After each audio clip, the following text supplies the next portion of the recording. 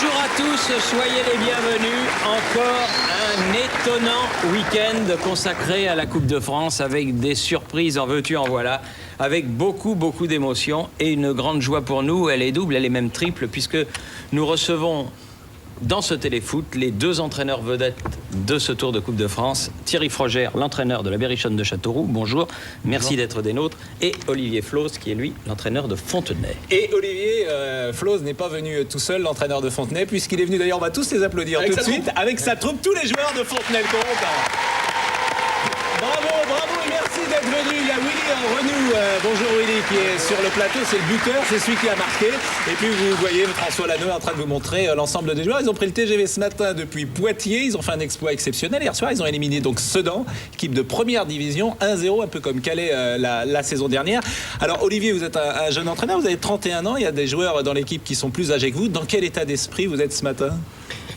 Honnêtement, moi personnellement, je suis en train de réaliser ce matin. Parce que se retrouver ici, je peux vous dire que pour un entraîneur amateur et pour un groupe comme le mien, c'est exceptionnel. Plus beaucoup de voix. Hein. Non, c'est pas forcément le terrain, c'est plutôt l'après. Hein. Donc c'est vrai que ça s'est très bien passé. On a tous passé une nuit blanche. On aurait aimé la poursuivre, mais je pense vraiment que cette soirée restera marquée à jamais dans l'histoire du club. Et il y a plein de gens qui peuvent s'identifier à vous parce que des CFA, il y a plein de gens qui nous regardent, qui jouent en CFA et vous êtes évidemment des amateurs, vous avez tous un job dans la semaine et vous avez fait l'exploit hier face à des professionnels. Thierry, on dit Frogère ou Frogère ? Frogère. Ouais, c'est Sartois. C'est Sartois. Ouais. Frogère, c'est en Alsace. Ouais. Bon. Vous avez éliminé Bordeaux, Marseille, Strasbourg, Toulouse en Coupe de France, en Coupe de la Ligue. Et Lyon arrive. Et Lyon arrive. Vous avez une recette ?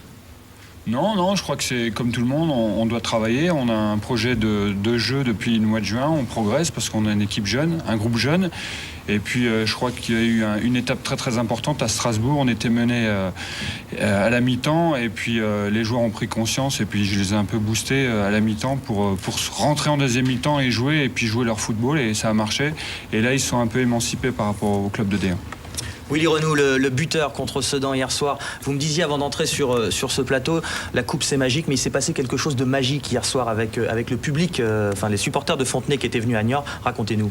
Oui, c'est sûr, parce que quand on voit dans une ville de Fontenay-le-Comte où il y a 15 000 habitants, 5-6 000 spectateurs, 5 000 Fontenaisiens, je dirais 5 000 Vendéens, c'est vrai que nous on n'est pas habitués à ça puisqu'on joue devant 350-400 spectateurs. Et toute la semaine, c'était tous les jours les journaux qui parlaient de cet événement. Et la peur qu'on avait, c'est de savoir si le stade de la Venise verte allait se remplir. Et oui, parce que vous avez joué à Niort. Hein. La chair de poule alors. Oui, la chair de poule parce qu'on n'est pas habitué. Et c'est vrai que c'est des moments inoubliables. Alors il n'y a pas qu'en France, messieurs, qu'il y a eu des surprises en couple, il y en a eu également en Allemagne. C'est l'une des infos développées dans le journal de la semaine, présentée par Pierre Perronnet et Géraldine Ponce. Regardez, il est excellent.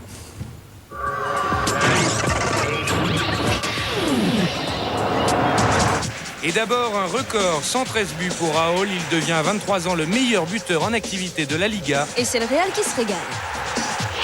Grosse frayeur pour Ronaldo à Rio. En pleine nuit, le Brésilien est braqué par 3 malfaiteurs qui lui volent sa voiture. J'ai prié pour que rien ne m'arrive. On a retrouvé la voiture, mais pas le portefeuille. Les Coréens dans la rue, ils protestent contre l'ordre d'impression sur les billets de la Coupe du Monde 2002. Si la Corée n'apparaît pas avant le Japon, elle demandera à accueillir la finale. Ces fameux billets sont en vente dès le 15 février. Le régime pour l'équipe d'Angleterre, son nouveau sélectionneur, le Suédois Eriksson, interdit l'alcool à ses joueurs. Quand on est professionnel, il faut se comporter comme tel, messieurs. Trévisan rend les gants après sa bourde face à Auxerre. Le gardien de l'OM, Aboudner, refuse de jouer. Mardi, c'est donc Grégorini qui garde les buts olympiens. Le Calais allemand s'appelle Union Berlin. Ces amateurs de 3e division joueront la finale de la Coupe d'Allemagne contre Schalke 04. Mardi, ils éliminent dans l'euphorie Borussia Mönchengladbach au tir au but. Il avait fait de Lens le champion de France. Daniel Leclerc reprend du service à la Louvière, lanterne rouge de la D1 belge. Faux passeport, le retour. En appelle Saint-Étienne-Percy, point au lieu de 7. Toulouse en récupère 3 sur tapis vert. Si tous les clubs décident de porter réclamation les uns contre les autres, mais le classement de la fin du championnat, on le connaîtra dans 3 ans. Par ailleurs, Aloysiu est suspendu 1 mois. Pas de sanction pour Monaco, Metz et son gardien, Mondragon. Décidément fâché, Bompard quitte mercredi son poste de vice-président de la Ligue. Manchester s'offre l'Amérique, alliance de gros sous avec le top du baseball US, les Yankees de New York. Objectif, s'ouvrir des marchés des deux côtés de l'Atlantique. Jeudi, Courbis jette l'éponge. Il démissionne mais reste à Lens en tant que donneur d'avis. Sanction enfin mesurée pour Patrick Vieira. Pour ce réflexe malheureux, il écope d'un match de suspension. À Lens, Georges Tourné, entraîneur adjoint, et Didier Sénac, directeur sportif, succèdent à Courbis. le duo est une formule à la mode. Quand Titi entre, Highbury chante face à Ipswich. Henry, remplaçant, a marqué le seul but de la rencontre, mais une cheville douloureuse pourrait le priver du match de Ligue des Champions mardi contre Lyon. Une parenthèse dans ce spécial Coupe de France avec le championnat de France, puisque mardi et mercredi a eu lieu la 26e journée du championnat de France. C'est donc un résumé complet avec Fabrice Delbello, avec Fabrice David et Romain Delbello. Une 26e journée marquée par la nouvelle désillusion du PSG au Parc des Princes. 11e défaite de la saison pour les coéquipiers de Lionel Letizy, piégé sur le premier but de Guingamp par Bruno Rodriguez. Mené 1-0 après 7 minutes de jeu, le PSG revient au score à la 22e sur cette tête de Pochettino. Une bouffée d'air de courte durée, les Guingampais reprennent l'avantage par Bourdeaux. 2-1 pour Guingamp à la mi-temps. Le sourire de Rail pour illuminer un Parc des Princes moribond. Le Brésilien de passage à Paris va assister à la lente agonie de son ex-club. Tasfaout est à la réception d'un corner de Carnot et Guingamp l'emporte logiquement 3-1. Courte mais précieuse victoire du dernier Strasbourg contre Lens. But de Bertin, 1-0.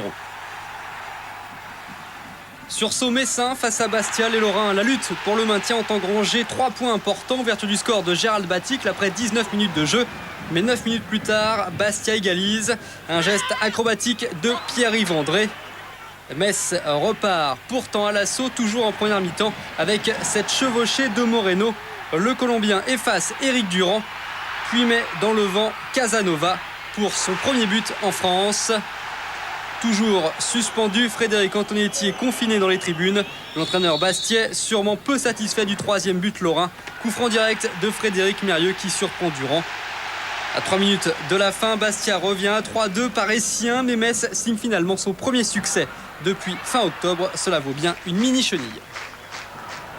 1 minute et 20 secondes de jeu. Rennes s'y reprend à 3 fois, mais a inscrit un premier but par Maktar Ndiaye contre Saint-Etienne. 19 000 personnes au stade de la Route de Lorient. Coup franc de Delaye.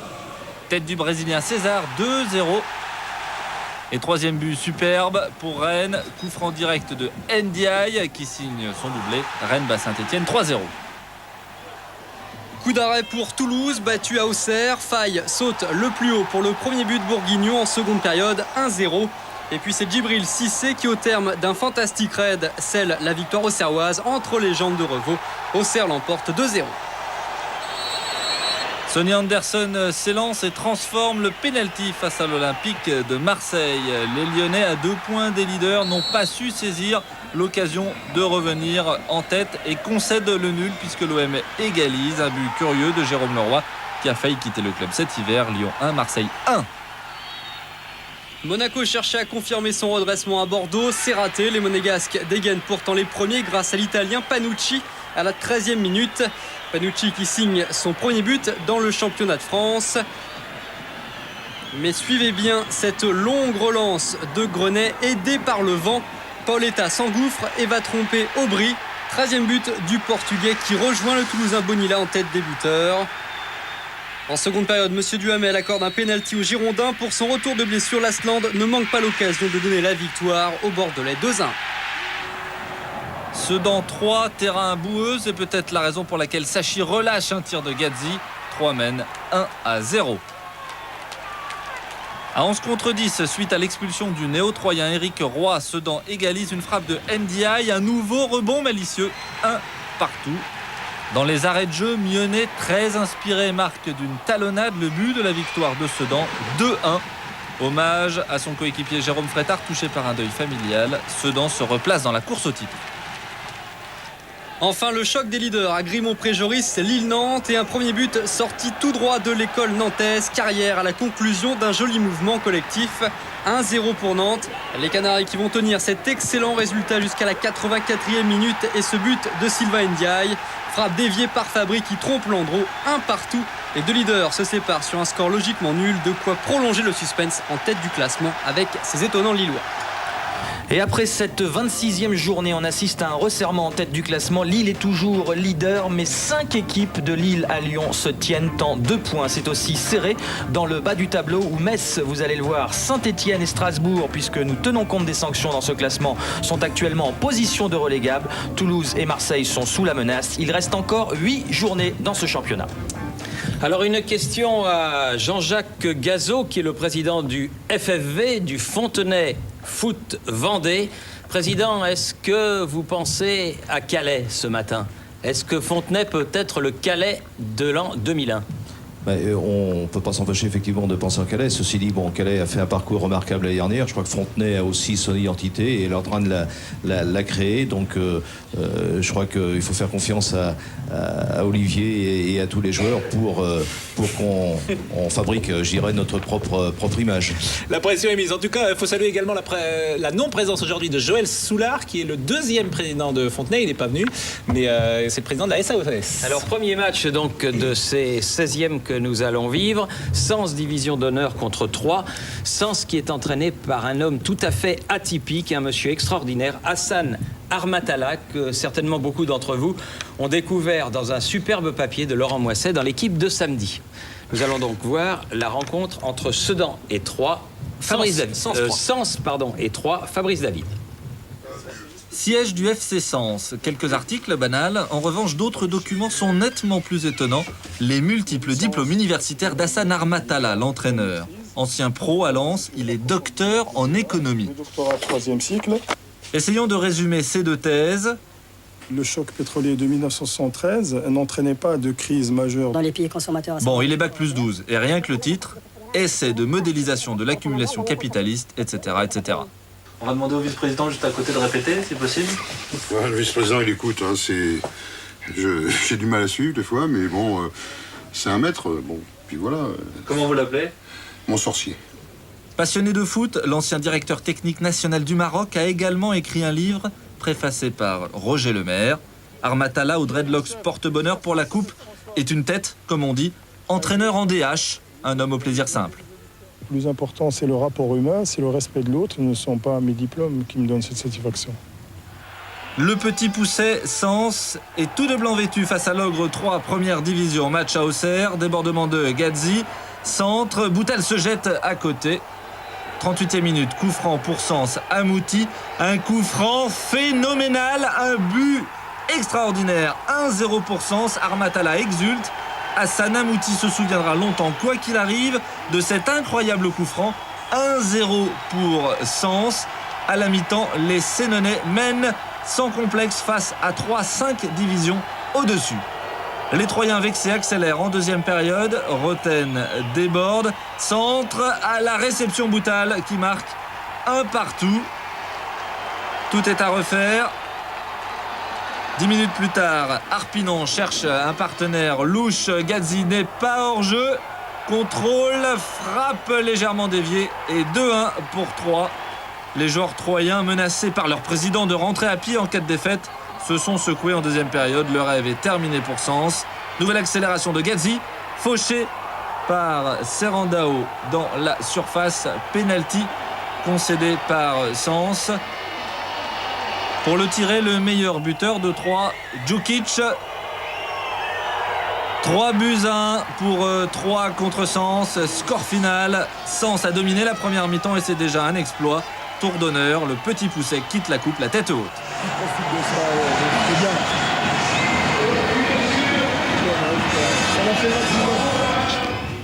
Sympa Armatala. Ah super. Fait honneur au football. Ouais. Donc un jour Thierry, nous ferons des insolites spécial entraîneur, vous verrez, il y a des choses assez drôles. Nous allons retrouver maintenant une équipe qui a bâti une partie de sa réputation grâce à ses exploits en Coupe de France. Il s'agit de Clermont. Clermont qui accueillait Strasbourg hier et Clermont qui au tour précédent a éliminé Sochaux. Clermont est entraîné par Albert Rust. Stéphane Paroyal est allé à la rencontre d'Albert Rust. Albert Rust qui a été champion olympique notamment en 1984 avec l'équipe de France, qui a terminé 3e à la Coupe du Monde 86 et qui avait gagné également la Coupe de France 90 avec Montpellier. Il revient sur ces moments-là. Alors là, c'est le moment fort de ma carrière, c'est le plus beau souvenir parce que une équipe de professionnels qui se retrouvent à jouer les jeux, donc pour moi qui est l'épreuve la plus intéressante au niveau sportif, quoi. On était parti en mission, disons, pour défendre les couleurs de la France et puis on rapporte la médaille d'or. Donc pour moi c'est le moment le plus fort de ma carrière. Coupe du Monde 86. Je vais me faire chambrer avec la coupe des cheveux. En fait là c'était le match pour la 3e place, c'était plus ou moins l'équipe des coiffeurs qu'on disait, quoi, ceux qui n'ont pas eu la chance de tellement jouer au cours de cette Coupe du Monde, quoi. Là, il y avait une belle équipe, oui. Je pense qu'il y avait la place pour gagner cette Coupe du Monde. Là, on gagne la Coupe de France, donc en plus, ça correspond avec mon dernier match de ma carrière professionnelle. Donc j'ai arrêté ma carrière là-dessus. Et puis quelle équipe qu'il y avait là, je pense que le président Nicolin doit envier cette équipe. Il doit en rêver souvent, je pense. C'était en 1990, on a revu le coup franc de Laurent Blanc. Il y avait Cantona, Blanc, Julio César, Valderrama, Guérin ou encore Ayache dans cette équipe de Montpellier.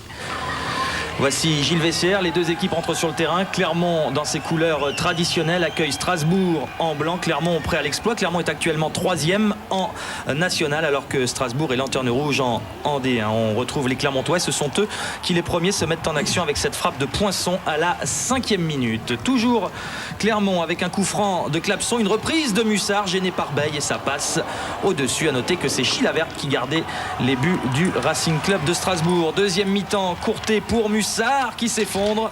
Monsieur Vessière ne siffle pas de pénalty. Sans doute a-t-il jugé que le ballon n'était plus jouable. Apparemment, en tout cas, il y a une faute. Toujours 0-0, 80e minute. Ouverture pied gauche de Bertin pour Loïndoula. La fin des espoirs clermontois. L'international espoir Loïndoula permet à Strasbourg d'accéder au 8e de finale de la Coupe de France. On écoute Albert. La meilleure occasion de la première mi-temps, mais bon, c'est comme ça. Faut pas le regretter, je pense qu'on s'est donné et il arrive ce qu'il arrive, voilà, c'est tout. Dommage. Il y a la place pour passer, mais bon, c'est comme ça, c'est le football. On se concentre à fond pour le championnat. Il n'y a pas grand-chose à reprocher. À fond pour le championnat, Clermont est actuellement 3e et ambitionne bien évidemment de monter en 2e division. Et nous n'avons pas encore vu de surprise dans cette Coupe de France, mais il y en a une de taille, on la verra tout à l'heure, puisque les joueurs de Fontenay sont avec nous. Ils ont éliminé hier Sedan. Mais dans les tribunes, il y a Anthony Vereden. Vous êtes stopper et vous avez joué hier à Niort face à Sedan. Vous n'êtes pas surpris d'éliminer une équipe de première division, Anthony? Non, pour l'instant, je ne suis pas trop surpris. Puisqu'on a travaillé ça depuis 15 jours, donc je pense que toute l'équipe s'est mise au service du collectif et c'est vrai qu'on a vraiment préparé et on a montré beaucoup de sérénité pendant ce match et vraiment on y croyait fortement depuis quelques temps et je trouve que on a fait l'exploit, c'est extraordinaire, mais on n'était pas sûr de nous, mais je pense qu'on avait une chance et on l'a pris. Mais il n'y a pas la différence de niveau qu'on pourrait imaginer entre ces deux équipes? C'était les questions déjà qu'on se posait l'année passée avec Calais. Si, il y a beaucoup de différences. Maintenant, sur un match, tout peut se jouer et c'est vrai que je crois qu'on a tout donné. Et là, je crois que, même si on a vu la différence sur le terrain, je crois qu'on a évité les erreurs et tout le groupe a été vraiment extraordinaire. En tout cas, on va tous vous retrouver tout à l'heure. Alors, il y a Sébastien, Mickaël, Anthony, Stéphane, Vincent, Teddy, Florent, Rénal, tous les joueurs. A priori, ils sont 11. Oui, ils sont tous venus. On les remercie plus avec les encore. remplaçants.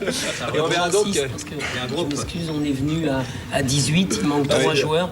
Et cet événement l'a préparé à 22, tout le groupe. Et ça, c'est important. Olivier Flos, qui est l'entraîneur de l'équipe de Fontenay. On vous retrouve tous dans quelques secondes, mais d'abord, pub.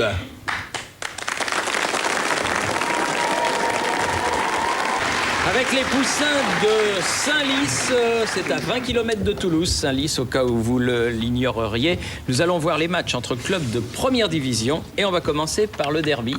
Pascal. Et qui lui-même avait commencé cette journée de Coupe de France, puisque c'était vendredi, Lyon-Saint-Etienne, c'était à Gerland. Les Lyonnais sont en blanc comme d'habitude et les Verts entraînés par Valem désormais qui n'était pas sur le terrain. Eh bien les Verts vont encaisser un premier but en début de deuxième période. À la 52e minute, c'est Loco qui marque. retour de locaux dans la chronique des buteurs avec un beau but d'ailleurs en force, 1-0.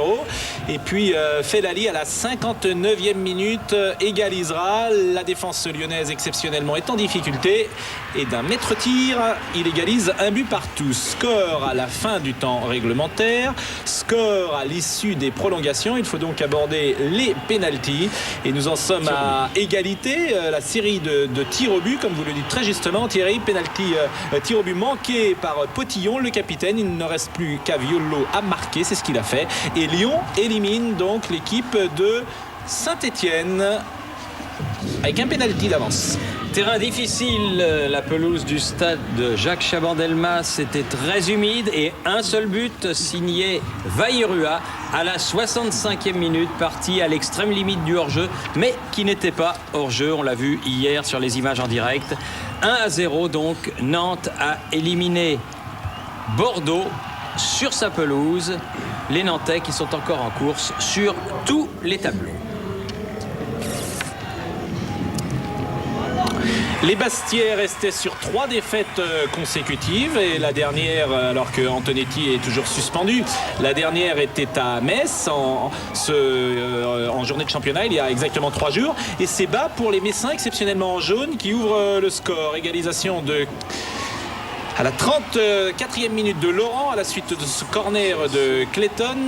Un but partout. Les Messins qui jouent toujours en défense sans Sylvain Castendutch. Ils avaient battu l'équipe donc de Metz en championnat. Et ils sont donc revenus au score peu avant la mi-temps, à la 35e minute par Laurent. Ils prennent l'avantage en tout début de deuxième mi-temps grâce à Nalis, un superbe tir à un peu plus de 20 mètres. Les Bastiais, habitués de cette Coupe de France qu'ils ont gagnée au début des années 80, ils marquent un 3e but par André, superbe coup franc. Il y a eu des beaux buts dans cette Coupe de France ce week-end. Coup franc très fort avec un mur qui a été décalé, 3-1. Sans doute les Messins sont-ils plus préoccupés actuellement de leur maintien dans le championnat de France 2D1 et laissent-ils filer la fin de rencontre. Ils encaissent même un 4e but par Faderne. 4-1 pour Bastien. Récompenser l'équipe qui a eu, 7-8 occasions de but, qui a attaqué, 40, 50 fois, face à une équipe qui n'a pas fait un tir au but et qui n'a jamais attaqué. Donc c'est aussi simple que ça le football. Aussi simple que ça. Levallois, club de CFA, Thierry rencontré Ouaskal, club de D2. Connaissez-vous Zbrenko Repšić? Ça vous dit quelque chose? Oui, ça me dit quelque chose, mais je ne le connais pas personnellement. Monsieur, c'est l'entraîneur de Levallois qui était suspendu pour ce match et qui a donc assisté dans la tribune du stade Yves du Manoir à cette rencontre. Et regardez bien parce que le plan est vraiment cocasse. Les équipes vont rentrer sur la pelouse donc, du stade Yves du Manoir à Colombes, un stade que vous connaissez bien, Thierry. Ouaskal est en jaune, Levallois est en bleu. Et regardez Repšić, regardez. Il a trouvé une position. Pierre, il n'est pas embêté. Pierre, tout de suite. Attaquons, Pierre. J'étais prévu. Mais pas reste toujours derrière. C'est pas un skieur. Il s'est mis côté tribune opposée, la tribune qui était en travaux. Il donne des conseils donc à ses joueurs. Savin pour Ouaskal va marquer le seul but de la partie. 1-0 pour Ouaskal. Et Repšić est toujours de l'autre côté là-bas à suivre le match. Corner, occasion, presque nous marquer. Il était tout trace. Corner, situation pour marquer vite. Il faut mettre un peu de patience. Il faut continuer son froid. Il faut continuer comme 0-0.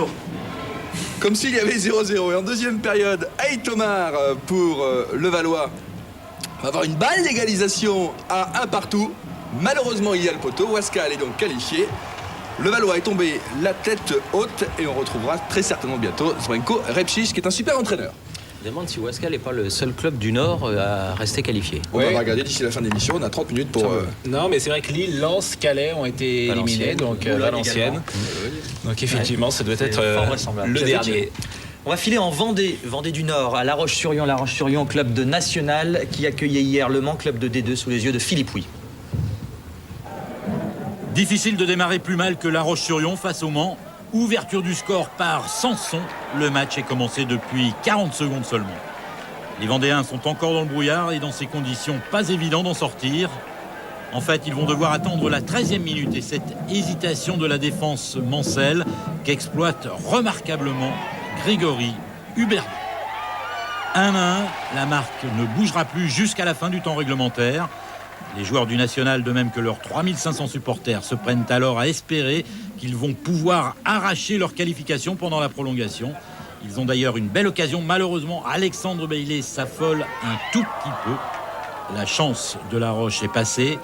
Celle du Mans viendra à la 115e minute grâce à Adadou qui va tromper Nicolas Ardouin suite à cet enchaînement et ce tir croisé. 2-1 pour le Mans et coup de chapeau à Thierry Goudet, entraîneur Manceau. Il avait fait de Mohamed Adadou son joker. C'était le bon choix. Sa fraîcheur et sa lucidité là font la différence. En plus, il a un petit peu de réussite. Le ballon passe sous les bras du gardien. Les Vendéens ne s'en remettront pas. Et au contraire, dans les dernières secondes, Stéphane Sanson marque à nouveau grâce à cette belle pichenette. Un but au tout début, un à la fin. Sanson réalise un doublé. Et Le Mans se qualifie en battant La Roche-sur-Yon 3-1. Mais que ce fut dur.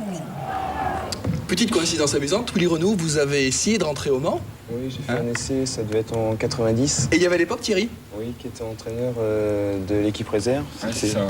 Ouais. On s'est croisés. Vous vous êtes croisés? C'était en juillet. Et Le Mans n'a pas voulu de vous? C'était un essai de 2-3 jours et puis ça n'avait pas marché. Thierry Froger, Le Mans capable de tout, hein, du bon comme du mauvais, hein, la preuve. Oui, parce qu'en championnat, ils ont pris un 0-4 chez eux. Et puis là, ils ont eu beaucoup de mal à éliminer cette équipe. Mais bon, Le Mans a quand même fait un bon parcours l'année dernière en coupe. Et bon, ils vont essayer de récidiver. Olivier Floss voulait dire un mot, je crois. Simplement, je voulais dire, moi je les en remercie parce Les que Manceaux ça m'a permis de garder Willy et ça pour nous c'était important. Mais d'une manière générale, vous avez tous rêvé d'être joueurs professionnels et vous avez atterri dans des clubs amateurs et en même temps, ça les a renforcés d'une certaine manière. Oui, bien sûr. Et puis on voit aujourd'hui, en plus, avec la politique que le club a mis en place, on récupère des joueurs qui ont évolué au niveau professionnel et qui ont un plan de reconversion très important au club. Et ça nous permet à nous, amateurs, de pouvoir progresser à côté de ces anciens professionnels. Ouais, et je crois qu'on a vu dans la tribune, c'est le cas à l'extrême gauche de la tribune, je le dis pour François Lano, de Sébastien Lejean qui a longtemps joué au FC Nantes. Et, il y a de la Quintigny aussi qui a joué surtout à Sochaux et à Troyes en D1. Et voilà, ce sont des noms évidemment que le grand public a connus, stagiaires pro ou début pro, et puis qui n'ont pas fait carrière. Nous allons retrouver Valence, le héros du tour précédent. Valence, club de National qui affrontait Boulogne, club de CFA. Alors que Saint-Omer, National également, Saint-Omer, club de CFA2, recevait Grenoble, club de National. Pierre Perronnet, Fabrice David. Valence, équipe de National en maillot rouge, qui s'est déjà illustrée en coupe cette année, a eu toutes les peines du monde à faire respecter la hiérarchie sur son terrain. C'est Boulogne-sur-Mer, équipe de CFA, qui ouvre la marque à la 76e minute par l'intermédiaire de Blanc. Malgré ce petit quart d'heure à jouer, Valence ne se décourage pas au forceps. Kalanda réussit à éliminer son adversaire, Jebadi. Centre en retrait pour Fabra et la frappe en pleine lucarne. Les deux équipes vont donc aux prolongations. Et cette fois, Valence ne se laisse pas dicter la conduite à tenir. Coup franc repoussé par la défense de Boulogne. Reprise comme elle vient de Zouaoui, 2-1. Et les Valentinois de rééditer leur mitraillage collectif. Et les joueurs de Noto vont se mettre définitivement à l'abri. Quelques minutes plus tard, Roch, avec la complicité du poteau, trompe Kérel, le gardien de Boulogne. 3-1, ce n'est pas le score final puisqu'à 8 minutes du coup de sifflet final, Fabra trompe son propre gardien.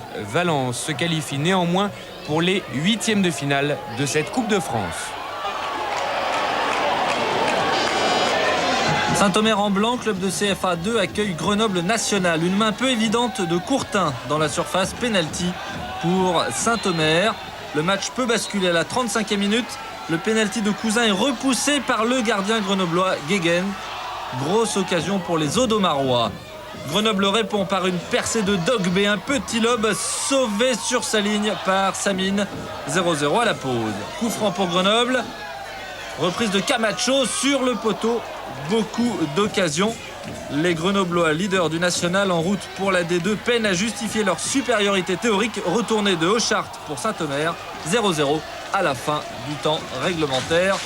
Prolongation héroïque, les joueurs du Nord résistent. De Vos repousse un centre, mais Dogbé finit par battre le gardien de Saint-Omer. 1-0 pour Grenoble. Les joueurs du CFA2 ont craqué physiquement. C'est vrai que les Grenoblois ont inscrit 2 buts refusés pour hors-jeu. Et c'est logiquement qu'ils s'imposent enfin. 115e minute. Slalom de Periatambe. 2-0 pour Grenoble. Score final avec la D2 comme objectif. Et l'aventure qui continue en Coupe de France. Grenoble peut vivre une formidable fin de saison. C'est terminé en revanche pour les valeureux joueurs de Saint-Omer. Direction la Bretagne maintenant pour le chef-lieu du Morbihan. Vannes Club de CFA accueillait Saint-Georges-les-Ancises, club de CFA2, l'un des derniers représentants de la région Puy-de-Dôme avec Clermont-Ferrand. Et regardez bien à quel moment est intervenue la décision à la 93e minute grâce à ce but de Guiouche pour Vannes. Vannes accède au 8e de finale. Ça se passe au-delà du temps réglementaire, dans le temps additionnel, au bon vieux stade de la Rabine à Vannes, qui a été rénové parce qu'avant et autour, il y avait une piste, il n'y en a plus. Et les Vannetais sont heureux.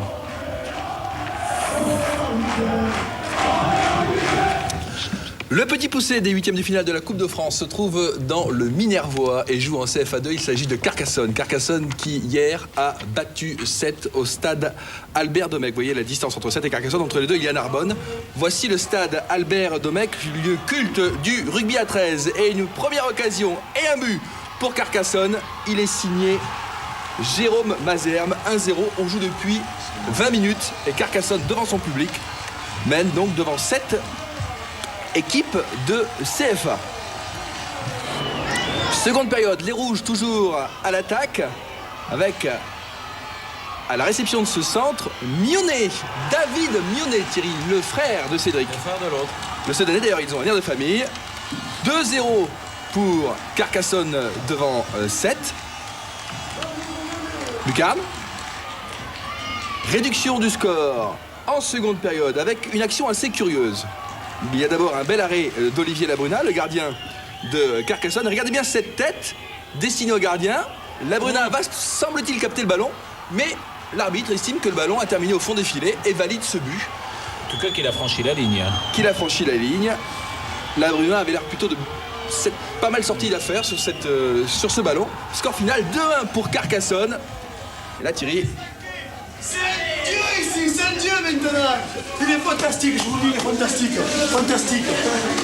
On y est 8e. Régis Banquet, c'est l'entraîneur. Et l'autre Dieu, vous l'avez reconnu, Thierry. Claude Spanghero. Regardez les patounes qu'il a. Regardez les patounes qu'il a. C'est pour ça qu'il ne pouvait pas jouer au golf. Il est allé féliciter les joueurs de Carcassonne avec Régis Banquet et Badr Sougag libéraux. Cette équipe de Carcassonne peut encore faire bien des misères à des clubs plus huppés. Et voilà, Carcassonne, petit poussé. Vous savez pourquoi les Spanghero ne pouvaient pas jouer au golf? Non. Parce qu'ils avaient trop gros paluche, ils ne pouvaient pas prendre la balle dans le petit trou. Alors, ils ne pouvaient pas jouer au golf comme ça. Dans ça du Claude, Walter et la bande. Non, mais toute division confondue, l'une des équipes en forme du moment, c'est indiscutablement l'équipe d'Amiens. Amiens qui vraiment est en plein boom et qui recevait Rennes, club de première division. C'était Philippe Huy qui se trouvait à la Licorne. Le petit qui mange le gros, 7500 spectateurs et Denis Troche, l'entraîneur d'Amiens, espère voir ce classique de la Coupe de France avec, dans le rôle de la victime, Rennes. Et ça part plutôt bien pour les Picards en maillot blanc. Ballon contré par Peter Sampil qui ne s'embarrasse pas de complexe. Tire sur le poteau. Lama était battu. Ce n'est pas tout à fait terminé. Adjali pour Darbelay. Centre bien intercepté cette fois par Bernard Lame. L'équipe de National domine le début de la rencontre. Malheureusement pour elle, sur sa première occasion, Rennes va ouvrir le score à la 21e minute. Lucas, 1-2 involontaire avec Strelzak, tire sous la transversale. 1-0 pour les Bretons. La moustache de Denis Troche ne frémit pas. Et pourtant le coup est dur pour les Amiénois. C'est leur capitaine Laurent Strelzak qui rend involontairement le ballon à Lucas. Julien Lachuer n'a absolument rien pu faire. 3 minutes plus tard, réaction des Picards, coup franc de Darbelay, Lebrun Eric du ballon un peu surpris, pointu à côté, incroyable occasion. Allez les gars, allez, allez, on revient, allez. 25e minute, Amiens continue son pressing, petit cafouillage de la défense rennaise, Sampil récupère, frappe dans le petit filet, l'illusion y était, malheureusement le ballon lui a touché l'extérieur du filet. 27e minute, les Rennais sont acculés dans leur moitié de terrain. Interception de Duchemin, Darbelé qui s'avance dans l'axe, tire, Lama est battu. Égalisation d'Amiens, 1-1, et le moins qu'on puisse dire, c'est que c'est tout à fait mérité. Quant à Aymeric Darbelé, il savoure doublement ce but puisque c'est à Rennes qu'il a débuté sa carrière en professionnel. 36e minute maintenant, corner pour Amiens, il est tiré par Rivière, loin, très loin, sur la tête d'Abalo, et 2-2 pour Amiens. Incroyable, en 9 minutes, les coéquipiers de Laurent Strelzak ont complètement renversé la situation. D'abord par Darbelé, ensuite par Yaovi Abalo, le solide défenseur de cette équipe de National. 2-1, c'est le score à la mi-temps, le public est ravi, Paul Le Guen beaucoup moins. Il a remotivé ses joueurs à la pause et les Rennais prennent les choses en main au cours de la deuxième période. Centre, tête de Chapuis, reprise de Delaye sur la transversale. Là, les Bretons n'ont pas eu la réussite avec eux. 79e minute, nouveau pressing rennais, Escudé, centre de Danic, Julien Lachuer repousse, frappe d'Escudé, Chapuis qui se jette, Strelzak sauve sur sa ligne. Danic remet dans le paquet, mais finalement rien n'y fera. Amiens s'accroche à son but d'avance et Denitroche espère. Qui gagne le ballon? Aidez-le! 87e minute, Ewolo encore à l'origine d'une action pour Amiens. Glisse à Rivenet, ballon hauteur et en profondeur. S'empile, flaire le bon coup, il résiste à Ribagé, pivote, tir croisé, 3-1. Lama est effondré, les Picards sont aux anges. Ce but de Peter Sampil a fini de tuer le suspense. En plus, il est superbe. Résultat final 3-1. Et pour la petite histoire, sachez que Sampil fait partie de ces jeunes joueurs qui ont été formés au PSG. Aujourd'hui, il fait le bonheur d'Amiens, comme Aymeric Darbelé, autre buteur de la soirée. Il jubile, mais sans plus. Et on était persuadés qu'on pouvait gagner. Maintenant, Rennes est notre équipe, j'ai aucun regret, aucune rancune vis-à-vis de Rennes. C'est juste un plaisir collectif. Les matchs contre des équipes de première division sont toujours magiques à jouer, c'est sûr, surtout quand on se qualifie. Maintenant, c'est sûr que ça nous motive encore plus pour le championnat, ça nous montre qu'on est capable de faire beaucoup de belles choses et surtout qu'on peut largement atteindre l'objectif qui nous est donné depuis le début de saison, c'est-à-dire remonter en D2. Et si les Picards n'en finissent plus de gagner, que ce soit en championnat ou dans les différentes coupes, c'est en grande partie grâce à leur entraîneur Denitroche, un des hommes clés de cette formation. Oui, ils sont d'ailleurs 4e en national avec un match en moins à jouer. Ils sont dans le coup pour la montée en D2. Absolument. Thierry Froger, vous connaissez bien Denitroche, ça doit vous ravir, non? Ouais, je suis très content pour lui. En plus, on s'envoie des messages à chaque fois qu'il passe. On va se rencontrer, je pense, et on essaie le plus tard possible, donc en finale, on espère. Qu'est-ce que vous pensez de l'exploit réalisé par Fontenay-le-Comte? Parce que c'est l'heure, nous allons revenir sur l'exploit d'hier soir réalisé par Fontenay-le-Comte aux dépens de Sedan. Qu'est-ce que ça vous inspire, ce qu'ils ont fait? Ça m'inspire que tout est possible quand on y croit, quand on a travaillé avant.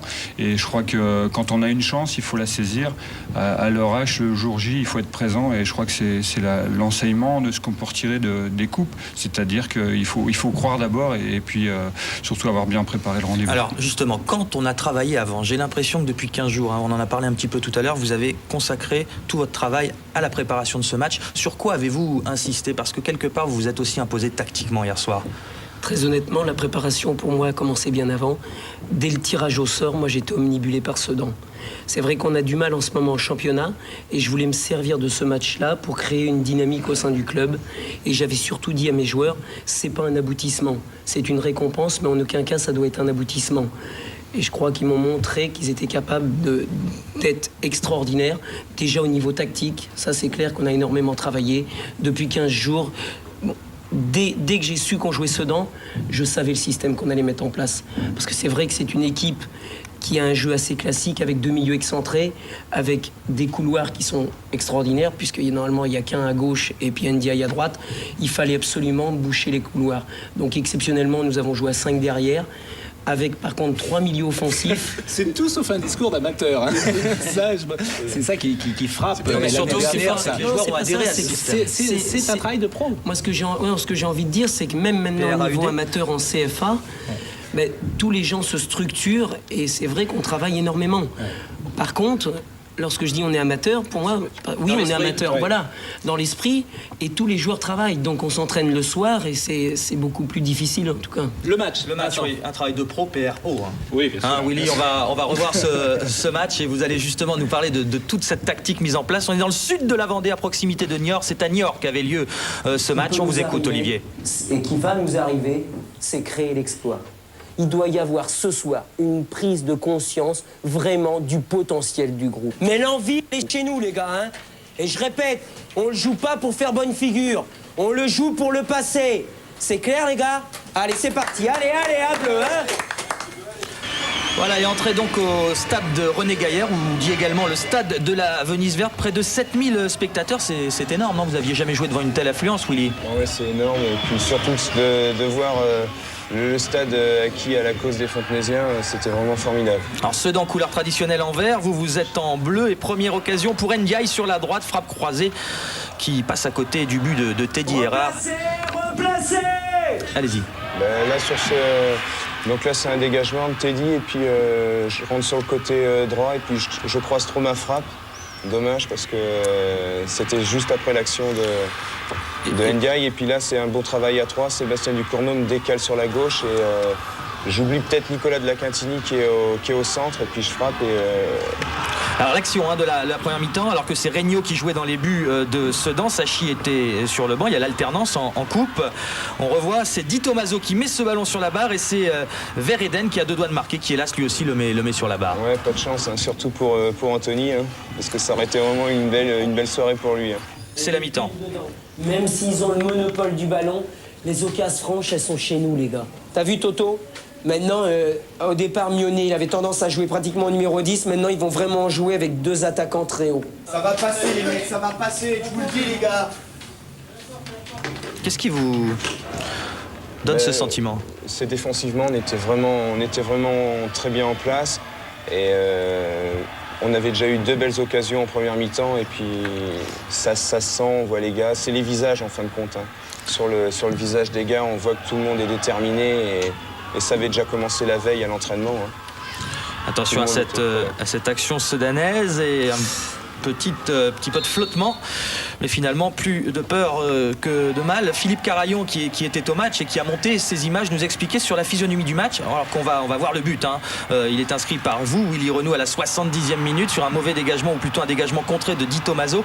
Mais on nous a dit, il n'y a rien à dire sur la façon dont vous vous êtes imposé. Vous avez volontairement laissé le monopole du jeu à Sedan, peut-être pour mieux les attendre et quelque part mieux les contrer. Je me suis inspiré aussi du match contre Calais, parce que c'est vrai que Calais les avait pressés très haut, mais au bout de 15 minutes, ils ont pris un contre, et à partir du moment où Sedan mène au score, c'est extrêmement difficile, parce qu'ils vont très vite. Donc j'avais dit, on leur laisse le ballon, mais c'était à nous de les prendre en compte, parce que je pense vraiment, c'est une défense qui joue à plat, et dans les intervalles, il y avait de la place. Et vous menez 1-0, et vous avez cette occasion, c'est Desmoulins, il se moque de lui parce qu'il a essayé de la piquer, mais si ça va au fond, c'est superbe. Ah ouais, mais là, c'est une belle passe quand même. Hein. Magnifique. Vous menez toujours 1-0, Sedan a beau réagir, Sedan ne reviendra pas. Exploit de ce club de CFA, classé 17e, on faisait part tout à l'heure de vos malheurs actuels en championnat. Coup de sifflet final, la délivrance, l'ambiance, je crois que c'est pas mal de se taire dans ces moments-là.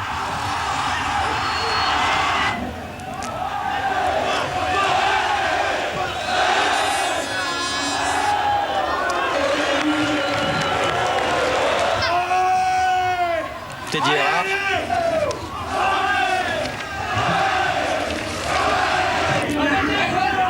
C'est vrai que les joueurs ont été très longs à retourner au vestiaire et on n'avait pas envie de quitter la pelouse.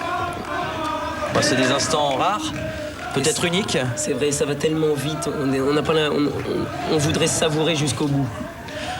Le plus beau but de votre vie, hein, sûrement, Willy. Hein. Le plus important. Willy, ça compense tous ces clubs où vous n'avez pas pu aller exercer votre talent chez les professionnels, ça compense quelque part ça, même si vous n'êtes pas frustré, je pense pas, vous êtes heureux. Pas du tout, non, je suis heureux d'être à Fontenay-le-Comte parce que j'ai peut-être eu la possibilité d'avoir des clubs supérieurs à Fontenay-le-Comte, mais j'ai la chance d'avoir un job super intéressant à la Samro. Alors justement, la particularité de votre club, c'est avant tout un club régional et avec des entreprises qui travaillent autour. Expliquez-nous ça succinctement, mais il y a une vraie ferveur derrière, il y a un vrai engouement. C'est vrai que depuis 4 ans, avec Joël Soulard qui a pris la présidence, il a mis quelque chose en place. Il y a une SAOS, une société anonyme à objet sportif. C'est vrai que pour un club de CFA, c'est unique. Et on travaille avec les partenaires économiques et tous les joueurs qui viennent chez nous ont un projet professionnel. Vous parliez de votre job super intéressant. Willy, quel est votre métier? Je suis responsable des ressources humaines de la société Samro. Il y a plus de 400 salariés, donc Je pense que ça serait... C'est vous. C'est leader européen sur... Pas de pub. C'est vous qui négociez les primes? Non. Dans l'entreprise. Bon, en tout cas, il nous reste 2 matchs à voir qu'on n'a pas vu. Il nous reste Châteauroux-Marseille avec vous, Thierry Froger, qui est l'entraîneur de Châteauroux. Et puis la débâcle incroyable hier soir du Paris Saint-Germain au Parc des Princes face à Auxerre. On en parlera longuement dans la 3e partie après la pub. À tout de suite.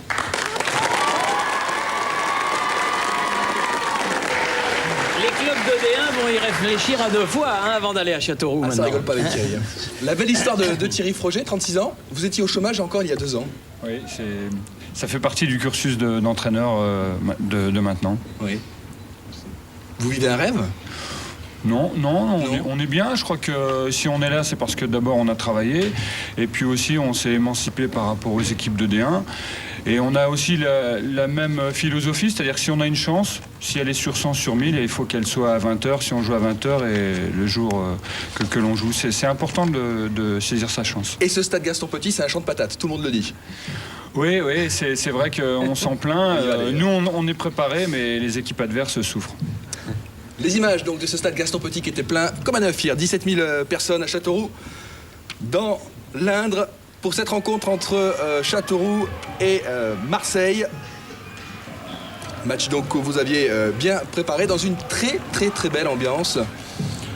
Une première occasion pour l'OM avec Leroy qui va buter sur Roche. Ça peut faire une balle de 1-0, Thierry. Oui, ça peut faire une balle de 1-0. En plus, ça commence mal puisque c'est pratiquement le premier ballon de Ludovic Janel. Et heureusement que Rodolphe avait bien suivi parce que là, ils peuvent ouvrir le score et changer complètement la physionomie du match. Longue ouverture du jeu. Laqué de la tête. Regardez bien ce que va faire Koulibaly. Il y a un grand pont sur Camara. Un centre. Tête de Rodet. Super parade de Grégorini qui a vraiment l'air très fort, le gardien de Marseille. Oui, nous on l'a connu l'année dernière à Nice, c'est vrai que c'est un très bon gardien, on voit il fait une claquette, il a la main ferme et il sauve Marseille de l'ouverture du score. Galas, longue couverture pour Bakayoko avec la sortie de Roche, l'intervention de Roche, c'était une balle de 1-0 pour l'OM. Châteauroux une nouvelle fois l'attaque, 42e minute, ouverture du jeu pour Rodet, et là encore Grégorini qui sort le grand jeu. Ouais, là on a le sentiment que Sébastien Roudet peut lober, mais il n'a pas saisi sa chance. Robert Louis Dreyfus dans la tribune du stade Gaston Petit 2 fois, il a fait signe 2 fois Grégorini est intervenu. La rentrée de Georges Weah après 1 heure de jeu et un coup franc de Stankovic. Roche a placé son mur.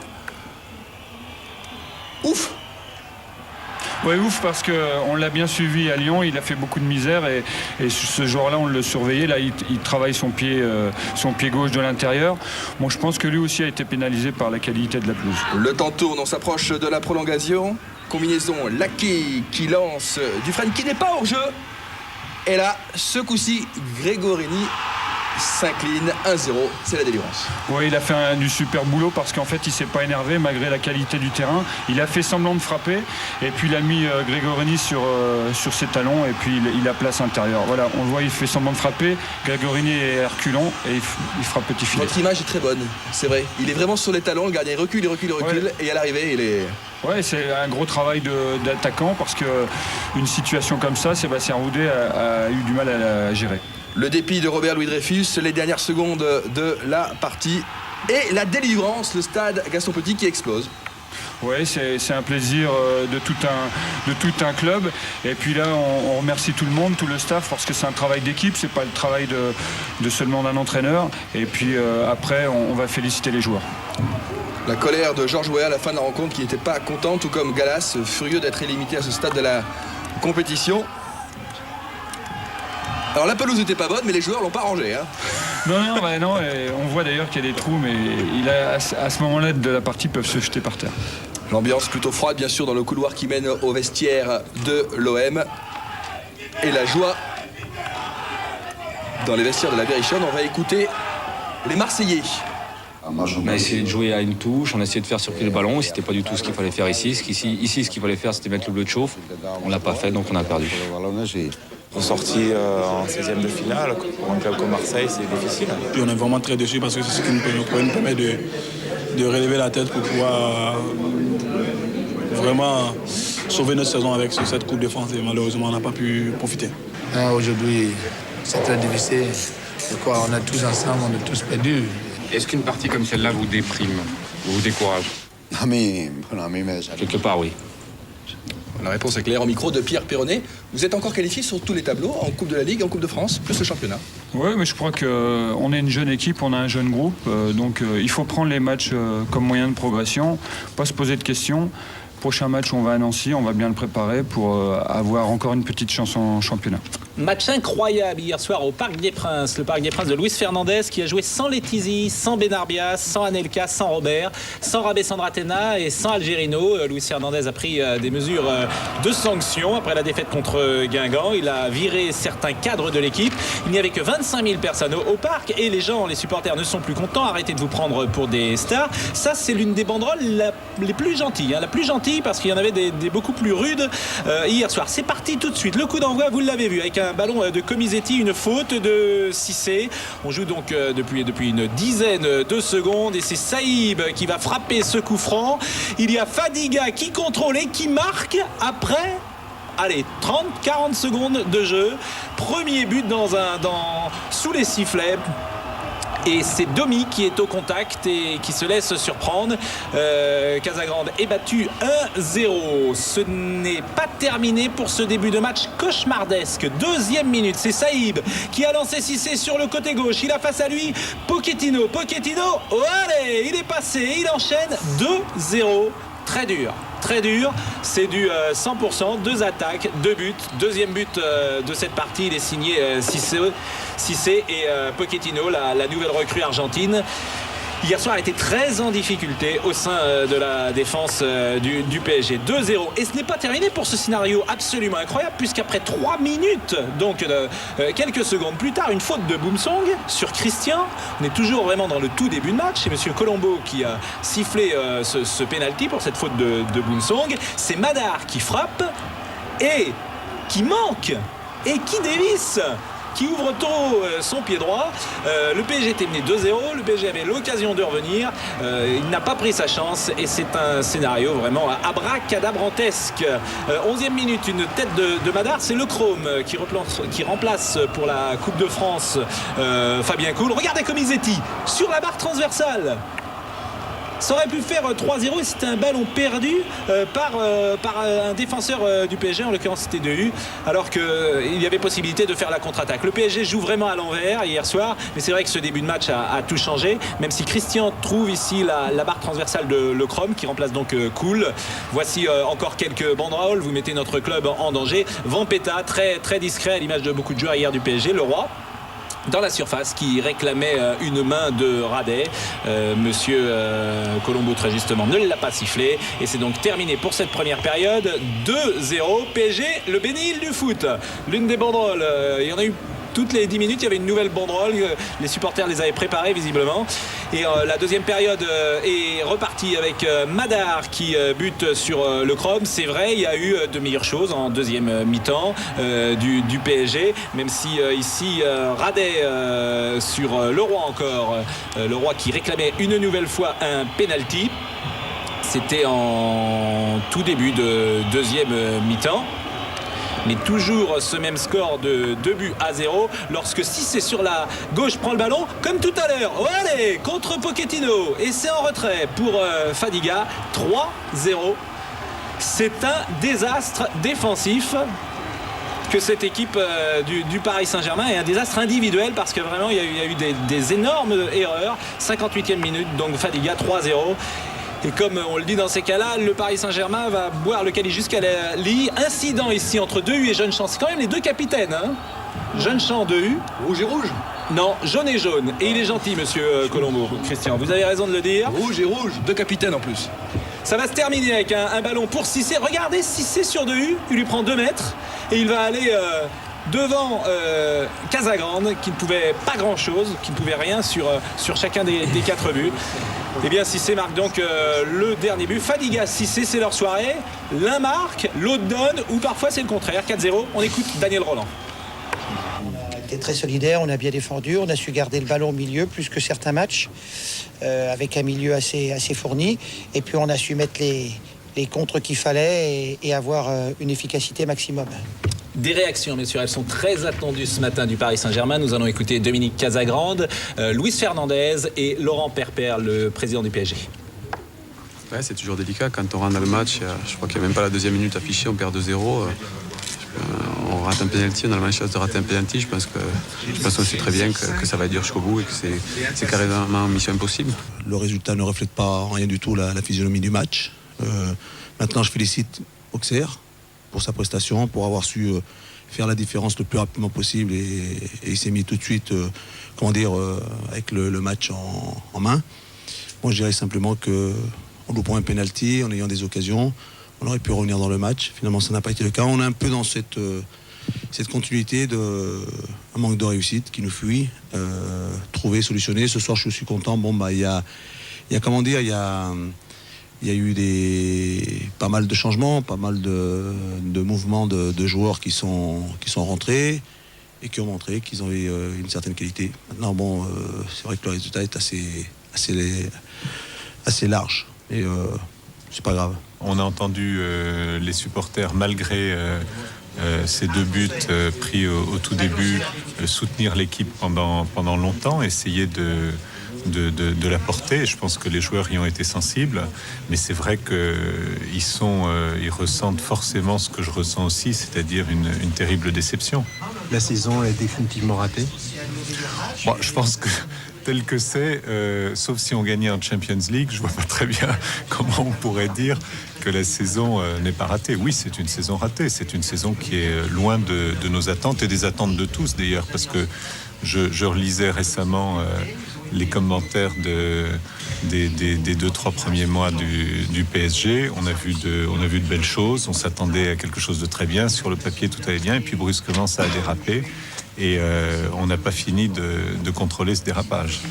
Oui, c'est clair. Hein. Laurent Perper le reconnaissait hier soir. La saison est une catastrophe. Le PSG est éliminé de tout, pratiquement. Coupe de France, Coupe de la Ligue, presque en Ligue des Champions, même si mercredi, on espère que le PSG réussira quelque chose à Milan. En championnat, c'est aussi une catastrophe. Pour le premier budget de France, c'est l'annus horribilis. D'autant que les matchs qu'il leur reste à jouer sont des matchs extrêmement difficiles, à commencer par le prochain, où ils iront jouer contre l'Olympique de Marseille. Au stade Vélodrome. Et hasard du calendrier, ce matin, Luxin, Algerino et Okocha sont partis jouer avec l'équipe réserve du Paris Saint-Germain, vous savez où? À Auxerre. Oui, parce que Luxin et Okocha ne jouaient pas en plus. Bien, nous allons voir tous les résultats de ces 16e de finale de la Coupe de France. Il y a donc 6 clubs de première division qui sont qualifiés. Lyon, Nantes, Troyes, Bastia, Auxerre et Strasbourg. 3 clubs de deuxième division qui sont Wascal, Châteauroux et Le Mans. 2 clubs de CFA qui sont donc Vannes et Fontenay, un CFA de Carcassonne et 3 nationales, Amiens, Grenoble et Valence. Le 16e qualifié sera Angers ou Reims, match cet après-midi. Alors évidemment, la semaine prochaine, il y aura le tirage au sort de la Coupe de France. Alors oui, qui aura vous allez tous revenir, hein, oui, les joueurs qui aura lieu ici même. Hein, voilà, qui aura lieu ici même, c'est Sophie Talman. Vous serez bien accueillis. Sophie Talman et Corinne Diacre. Je vois un mouvement divers dans l'équipe de Fontenay, ils veulent tous revenir. Alors Olivier, Corinne, j'étais avec elle à l'UFR Staps de Poitiers, donc je la connais. Olivier, on a bien compris en vous écoutant pourquoi et comment l'équipe de Fontenay gagne, parce que lorsque vous parlez, visiblement, vous savez transmettre la moelle à vos joueurs. Vous êtes prof de gym, vous allez retourner mardi en lycée. Qui vous souhaitez rencontrer maintenant? Honnêtement, pour l'instant, j'ai pas de favori. Je rêve encore d'une D1 et je pense que mes joueurs, c'est pareil, parce que c'est vrai que par rapport à l'ambiance, par tout ce qui se passe au sein de la ville, c'est magique. C'est vrai, en tout cas, que c'est magique. Et vous, Thierry?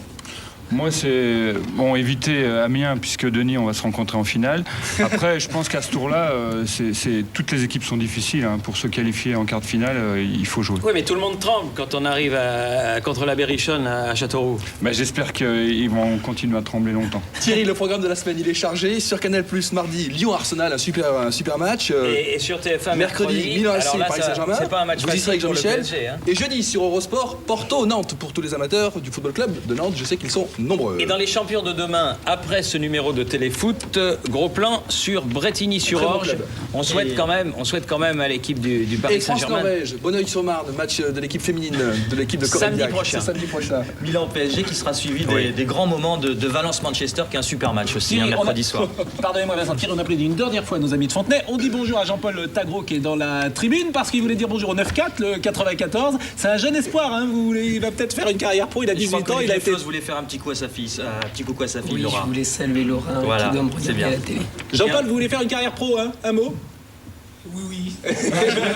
On vous la souhaite avec Fontenay, vous avez 18 ans et vous êtes un des très bons joueurs de Fontenay. Et il faut que le PSG redresse la tête mercredi. On y sera, Cyril, bravo Fontenay. Merci. Vraiment bravo et merci Fontenay. Bravo Châteauroux et bravo à tous les qualifiés pour cette deuxième de finale.